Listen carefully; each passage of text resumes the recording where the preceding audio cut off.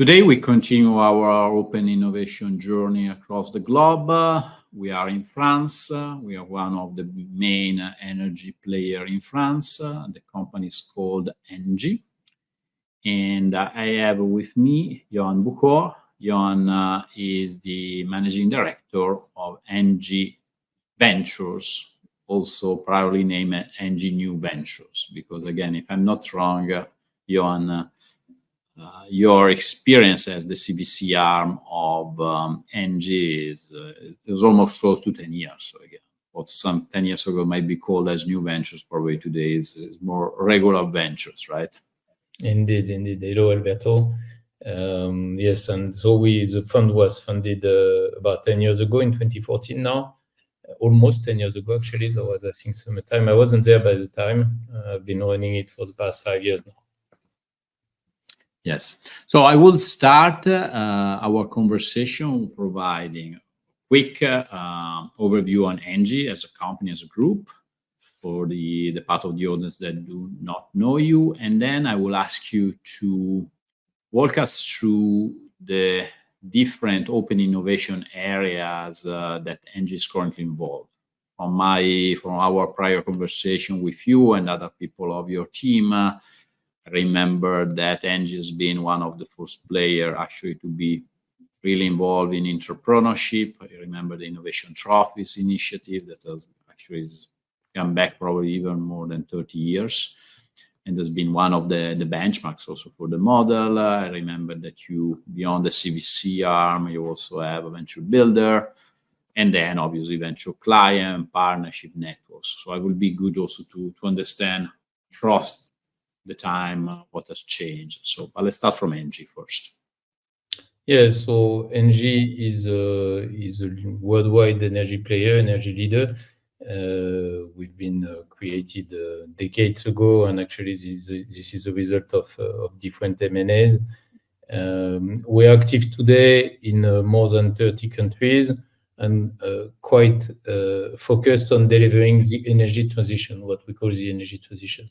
And we have in our purpose the objective to be net zero in terms of CO2 by 2045. So energy transition is quite a motto.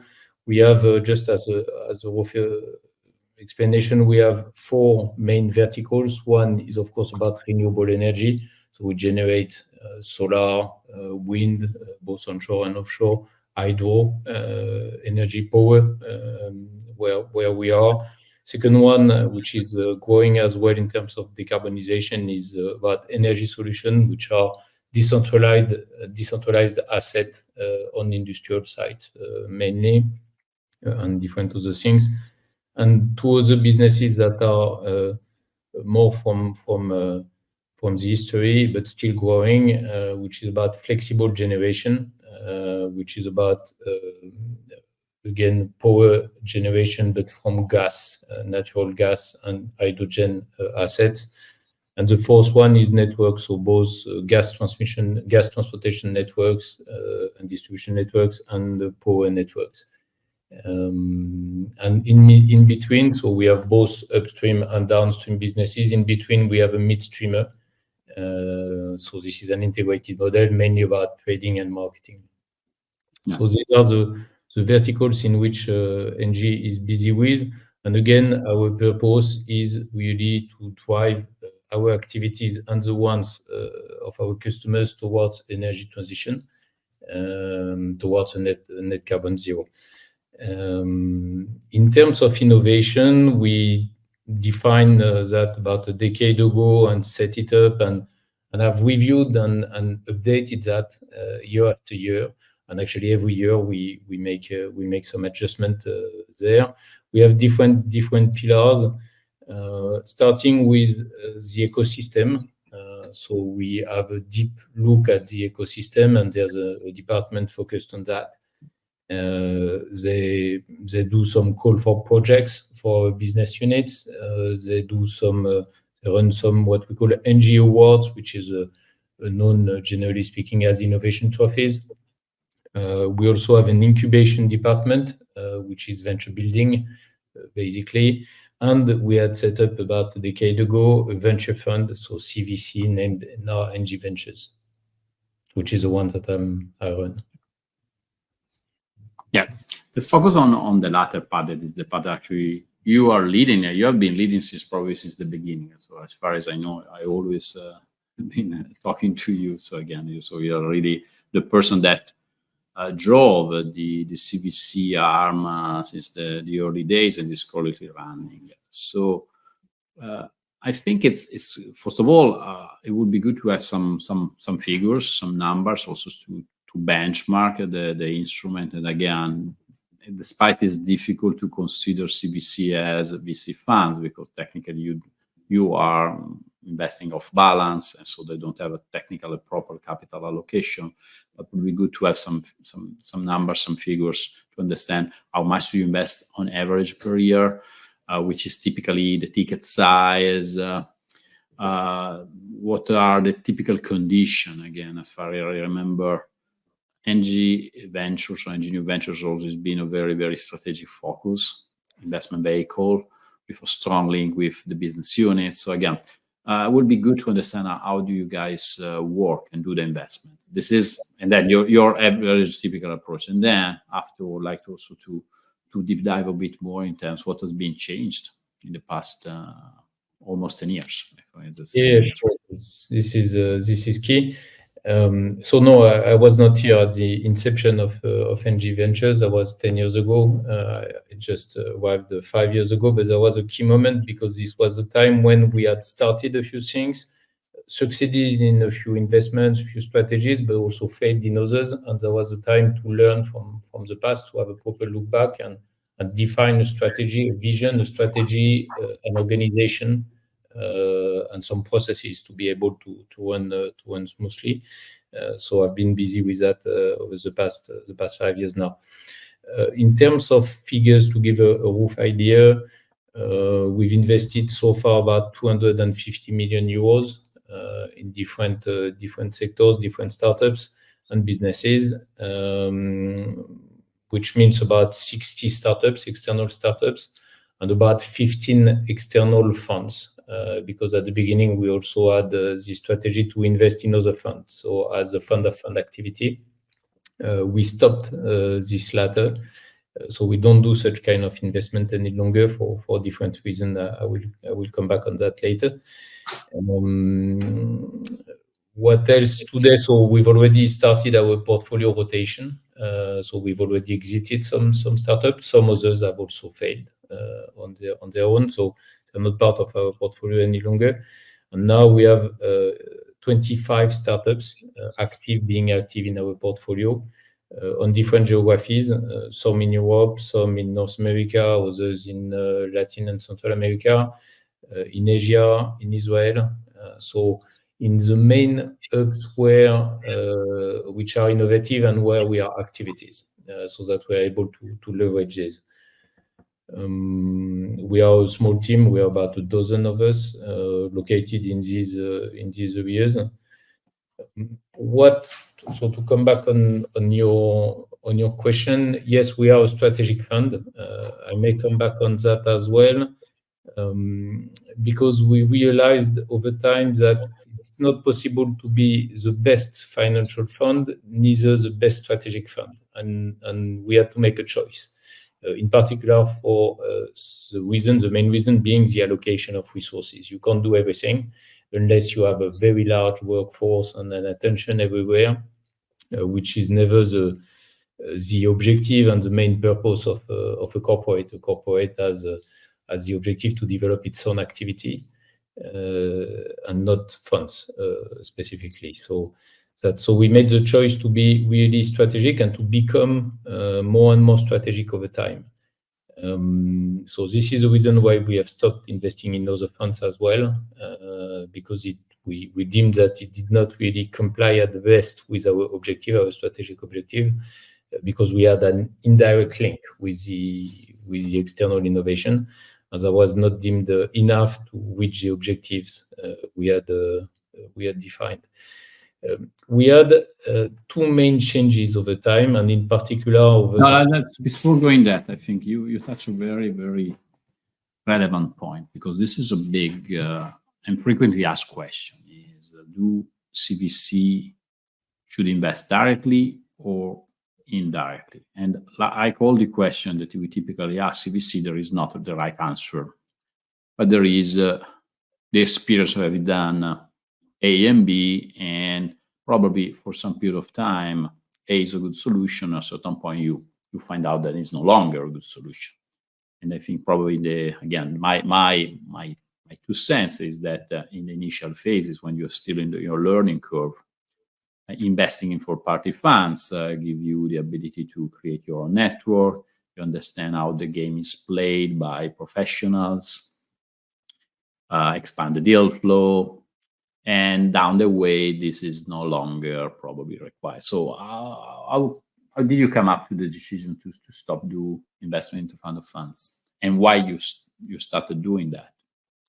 For the reasons you've just said, mainly we had learned enough from this investment. So we had our networks, we had our activities, our organization already. Basically, investing directly allows to do some cherry picking. Because we were a very minor LP, limited partner in other funds, you don't have control on what's happening. And in the end, after 5 or 10 years, we had realized that we had interest in a very small part of the startups invested by these funds. So basically, we thought that it could be more optimal if we could choose it all. Of course, doing some mistakes, of course, having to learn on our own other things, but the reward would be higher in terms of, again, strategic return, which is still the main objective. With an eye, of course, on the financial side. This is not philanthropy. We need to demonstrate that it's efficient and optimal. But that's the point. I'm not saying that it's useless to invest in other funds. Don't take me wrong. That's not my point. And it can be very useful in some instances. For example, entering into new geographies. If we had to invest in China, for example, where we are not, or in India, we would probably do so through an external fund, together with others who are more local and more acquainted with the regions. This is not our ENGIE's objective today. So basically, where we are, we already have a large footprint. We have people on the ground, and we know what's happening. So we have the means to operate. Yeah, that's a good point. And going back to direct investment, other big question, $1 million question. And then I will let you go back to your train of thought, because I stopped you actually. But going back to the main question, strategic versus financial, despite technically you are both, because again, you don't take, okay, it's strategic, I don't care about the financial. You're pursuing both objectives, but still, the big question about strategic is strategic when?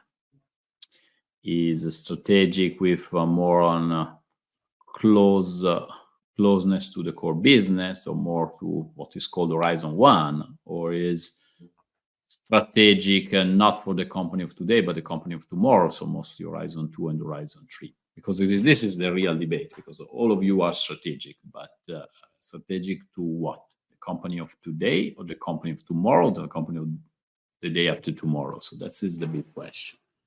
Yeah, it's a bit of all actually. It's the company of tomorrow, because we speak here about innovation. So these innovations are not ready today, are not on the shelves. However, we have defined the different verticals we want to work on, and this not only at ventures level, at CVC level, but also at the group level. So we defined that a bit more than 2 years ago, and we have decided, unlike in the past, to focus and to go much deeper into these verticals, and to stop investigating. Or it does not mean that we don't have a look. Of course, we have a look and we keep our eyes open, but to really invest and have a footprint in the sectors, in the verticals, so the 5 ones I've just given earlier, where we have a strong footprint, where we want to optimize our activities, operations, and define the future business models and technologies that will lead to reaching these objectives. So that's and it's not really a question of time. I would not distinguish it by time, but really by kind of activities. For example, when we started 10 years ago, we saw that, or we had defined as an objective that investment could lead the group to enter into new businesses, new verticals that were remote, that were not part of the group by the time. We have succeeded to some extent, but it has also led, and this is a drawback, it has also led to some kind of going a bit everywhere and lack of focus. And because the group, ENGIE Group, 2 years and a half ago, has defined a more focused strategy, not only in terms of businesses, but also in terms of geographies, we deemed that it could not be achievable to extend everywhere in everything. So we stopped that. So, for example, we had invested in IoT in the past. That was probably a good trend, but we have defined that IoT is not a sector for ENGIE, and we would really be better off trusting some partners to do that for us, to do that, and not to develop ourselves on our own on this in this sector. So we stopped. And we don't consider these as investment priorities any longer. So that's a key trend. Together with the group, we have defined that we need to focus on these businesses. It also means that it's not that we stop investigating other businesses, but we need to go deeper in the businesses we are in. So deeper focus on ENGIE's verticals. And of course, it led us to more hardware technologies. In the past, when we started, we had thought that software technology, software as a service technology, were probably easier, more promising, more scalable as well. Excuse me. In the end, we now invest much more in hardware technologies, which have patents, intellectual properties, and are able to be included into our assets, or the ones owned by our customers. So that's the second, I would say, result of these changes. And another change has also been that we have integrated much more with our research and development departments.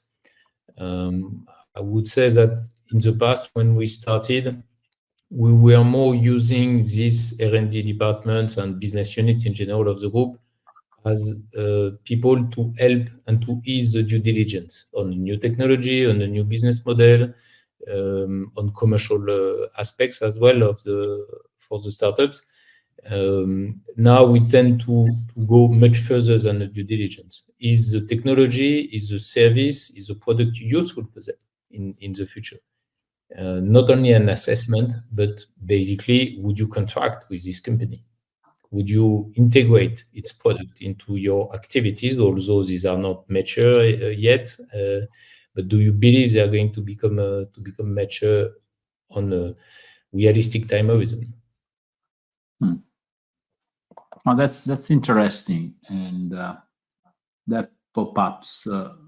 The next question is the level of maturity of the solution you are investing into, because again, the earlier you invest, the less ready deployable the solution is, and technically speaking, it's a long journey. And also the contribution that a company of your size can put on the table is potentially large, but is pragmatically small because it's complicated to integrate something that is not ready. And you define yourself as a chef, so you're prepping up something that is not yet ready. But how far from the cooking time should be? So, which is the right balance? Yeah, no, you're right. It's a key question, and thanks because I have not addressed it in your first question. So we like to invest. Our sweet spot is Series A. So basically, when there's already a proof of concept, in general, the Series A is hard to define, but there's already something. We don't invest on slides only. So we never go pre-seed, for example. Investing later bears some challenges as well in terms of valuation. You underline that point. That's one thing, but also we deem that when we enter later, the future of the company, of the startup is already defined, is already set. And we cannot have any impact, positive impact on this future any longer, for good or not, but that's the point. So the sweet spot is really Series A. What we invest in average is between 1 and 5 million euro, the initial ticket, and then we follow on when we deem it necessary. We rarely go less than 1 million euro because the transaction costs are too high and the stake we would have is too small, is marginal. So we love to have a seat at the board, at least at the beginning, to understand better what the startup does, how it works, but also to help the startup to get some real network within ENGIE, within the energy business in general. So these are people, either myself or people from my team who take this role over. We are all experts in the energy sector. We know how it works, and we know the people. So that's very interesting. A startup develops often with time. The timing effect is key. Sometimes you have a good idea that fits with a good prospect, but if it doesn't happen at the right time, it's useless. So that's key, to be able to be in the business so that you understand what is the key moment to leverage the activities, both for the corporate or the customer and for the startup. And again, this the last point that you made is relevant. So again, startups are all about timing, because sometimes the difference between being successful and failing is mostly the ability or the lack to pick up the wave at the right time, because sometimes perfect technology, perfect situation, but it's too early or it's too late, and you're done. But I think what you said, and also with the importance to be seated in the board, is to be able to understand what is the right time to bring the solution to the business. Yes, and where? Because you have the ability. Because again, from an external perspective, that's something that I believe is the biggest hurdle than corporates have dealing with startups. That from outside, corporates are sort of a black hole.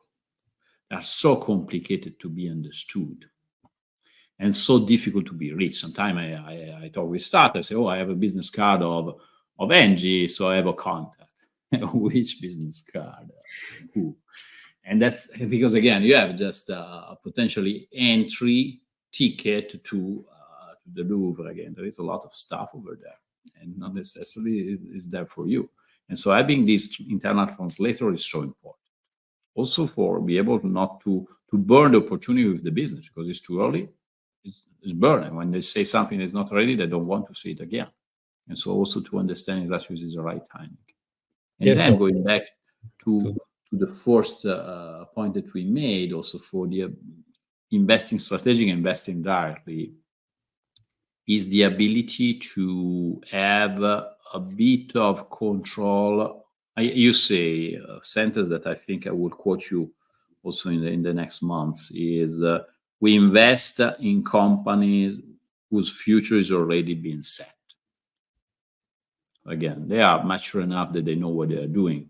We might help, we might intersect with some of their activities, but we're not changing their story. And that means that is mostly learning from your side and sometimes exploiting down the way rather than trying to influencing. And this learning is something that you have a real opportunity to see the movie when the movie is made. Despite you are not on the chair of the people that actually is driving the movie, but you can see how the movie is made. You can understand by the production choice that has been made how the story might evolve, and that is the real insight that you're bringing on board. But you need to be seated there. If you are intermediated to a fourth party, again, it's like to being in front of Netflix. Again, you have so many things, but you don't really know what you're really looking at, and so you're just scrolling.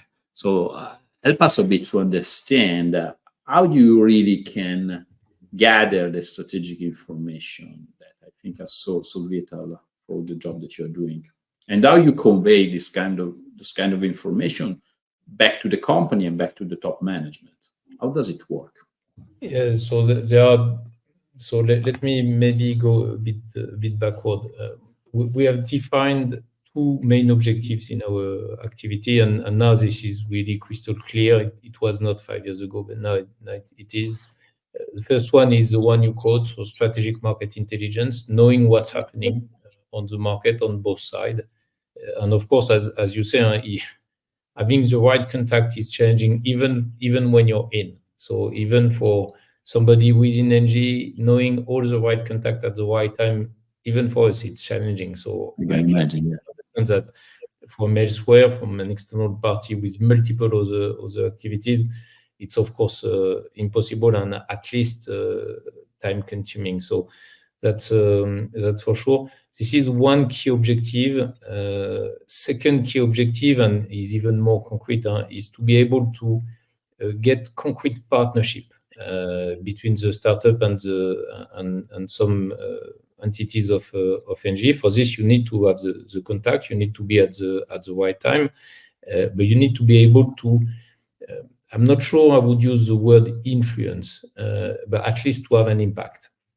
Our purpose when we are minority shareholders, we have 5, 10%, 15% equity share.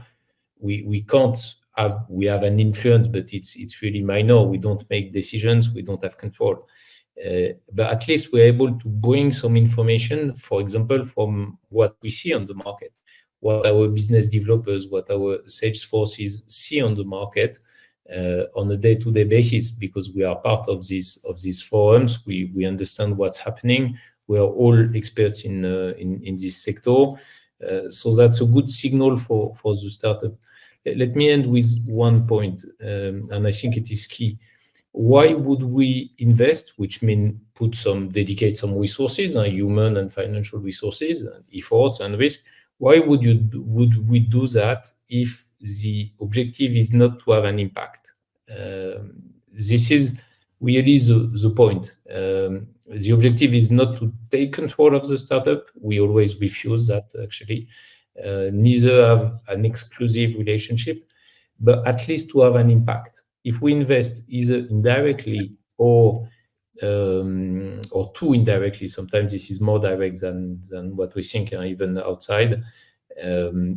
So either indirectly or without a real thing to bring, then we waste our time, we waste our resources. The point is, so for example, if we invest too late, strategy is already defined, contact are already made, etc., with different groups. What is the impact we can drive there?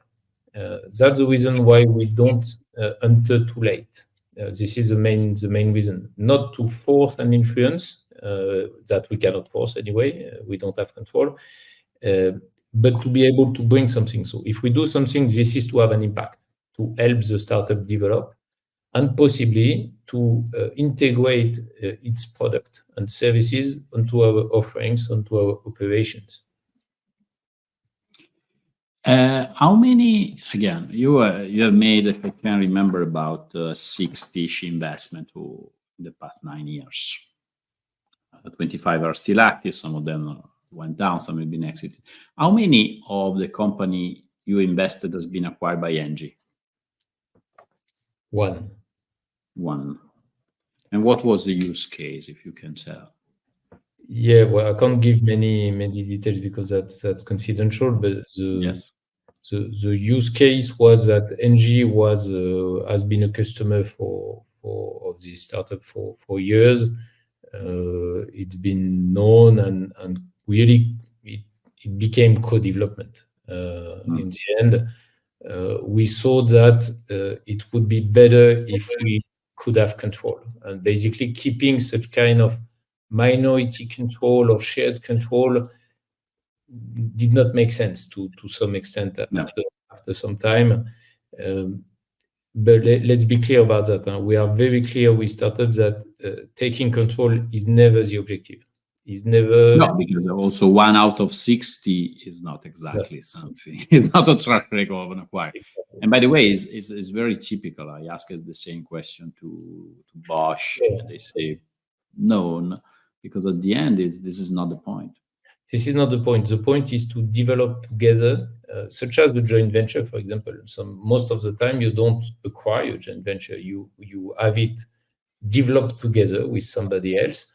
And when it's grown enough, it goes on its own. It's able to walk alone without you. Sometimes, and that really depends on how the business develops, but sometimes the activity becomes so close to you that you deem that you're too dependent upon each other, and therefore it's better to really be together. It goes with some upside, but some downside as well. It's a weird challenge for large corporate to integrate small entities. It goes often with difficulties, either people leaving or some kind of traction being lost. So that's a key challenge, and that's the reason, or one of the reasons why we never privilege that. So let's do a bit of work together for some time, 5 years, 7 years, and then when you're grown enough, you live on your own, and you'll be able to. So in between, we have both benefited from the same work and be able to create value together. Final question. How do you, again, talking about the strategic market intelligence that you gather, how you transfer the knowledge that you get on the street through your portfolio companies by sitting in not in the driving seat, but in the back seat, but looking the way ahead and looking how this company has been driven, and so you transfer this market intelligence back to the company. Yeah, it's a tricky question because we have to face that every day. We are not the only one, but yeah, basically, on one side you have confidentiality and even some liability towards the corporate, because we are employees of this corporate. We have access to privileged information, and on the other end, you have some liabilities towards startups where you sit as a board member, and basically we have to manage the advice we give. We see things on the market. We can't give details, but we see the trends, and this may be useful for the startup to see. If I take, energy solutions, for example, decentralized energy, green gases such as hydrogen, all these businesses, they evolve.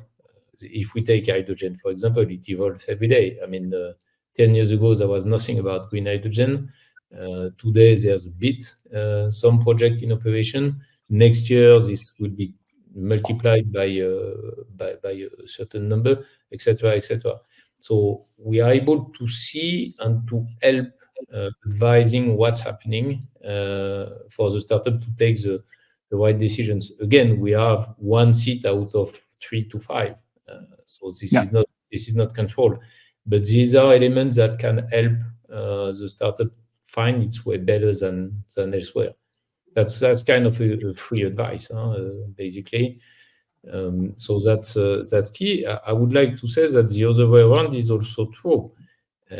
When we see some startups either facing some difficulties on the market or developing new solutions, new ideas because they see signals on the market, this is also useful for the corporate. This is also information showing that, of course, we cannot disclose any details there, but this is also very useful to see that this service, for example, forecast through AI in terms of energy prices, is meeting some traction in the market. Maybe we should have a closer look. Maybe we should get in and question some of the processes we're using currently. Same thing for, I mean, there's a number of examples there. Same thing for, how do you call that? Renewable gases, for example. We see that there's quite a lot of innovation in these businesses that have not worked so far. Probably there's much more to do. So let's dig in. Digital twins is another example, etc., etc. So final question.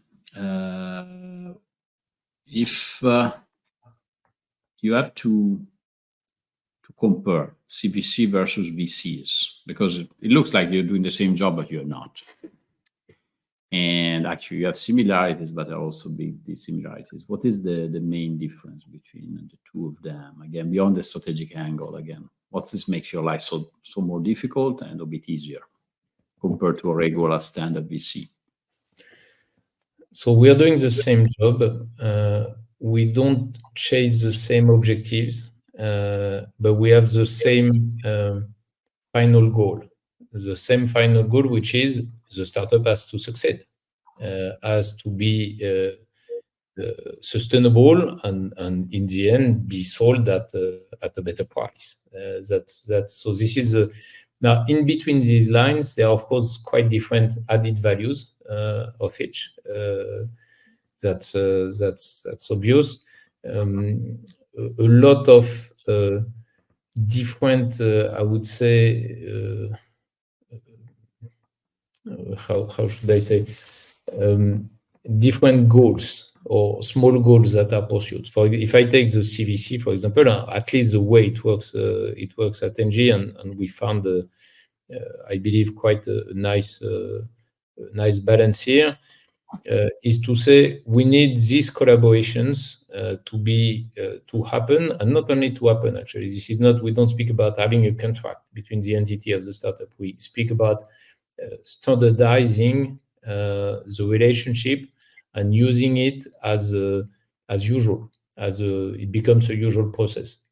So when we work with, I don't know, I can give some examples. One startup in the US we just invested, that was 18 months ago, named WAPT Maps. So they are doing some assessment of PV, so photovoltaic plants, large-scale plants in the world, thanks to drones. Basically, our objective is not only to have contract with them, but to standardize the usage of their service into our platforms, so that I mean, a very large portion of all assets of ENGIE are monitored through this facility. This is probably where there is a difference with the VC. This is good for a VC because it provides return, it provides outcome, it provides turnover for the startup. But the point is that for me, this is not sufficient that they do business with anybody. They need to do business with ENGIE. So that's, I think there's probably a difference. Of course, it bears I mean, it cannot go without a cost. The point is not to have cheaper services, because otherwise it would be conflicted and it would not help the startups, therefore my P&L. But the strategic objective is very important, and most of the time, if not always, we are able to find not only a balance but an optimal there. not only they do business with ENGIE, but it is also more profitable than doing for the startups than doing that otherwise. Because we find a way to get, I would say, a more transparent negotiation, a more trustful as well negotiation between parties. We know that our interest, and I think this word is very important. Our interests are aligned, much more aligned between just a buyer and seller relationship, where one or the other is going to win more, to save more than the other. So aligning the interest is key. Sharing networks is also key, so that everybody knows each other and work with trust. On the long run, you know that when you have a commercial contract, you can stop the contract. You have litigation, you have early termination clauses, but you can't stop always the contract. When you invest in a startup, well, you're there for some time. And anyway, whether you succeed the commercial collaboration or not, I mean, it's not going to stop anytime soon. So you live together for some time. So you need to plan, and this is what we have learned to do. When we invest, we have the business unit, the sponsorship around the table, not only assessing that the startup is doing good, but also willing to do some business with the startup, which provide an access to the market for the startup. It's often appreciated. We also dedicate some budget for the follow-up. For example, our R&D department develop some budget so that they can test and support the development of the product if that's necessary and if that's appreciated, of course. Otherwise, we don't. And we need to demonstrate that doing the investment, and that's probably also another difference with the VC, doing an investment is necessary for the collaboration. If it's not, then we don't. We don't have to deploy money. I have a maximum budget every year to spend as investment. I don't have a minimum budget. I don't have to deploy money that has been raised by the fund. So we only invest if we deem that the impact is positive for ENGIE and for the startup.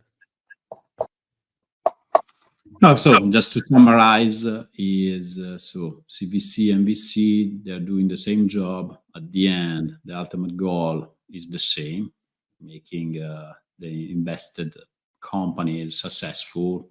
Probably what is different are the intermediate milestones that you follow. And because again, you have probably sometimes you also take different routes, but at the end, the job is almost the same and the ultimate goal is definitely the same.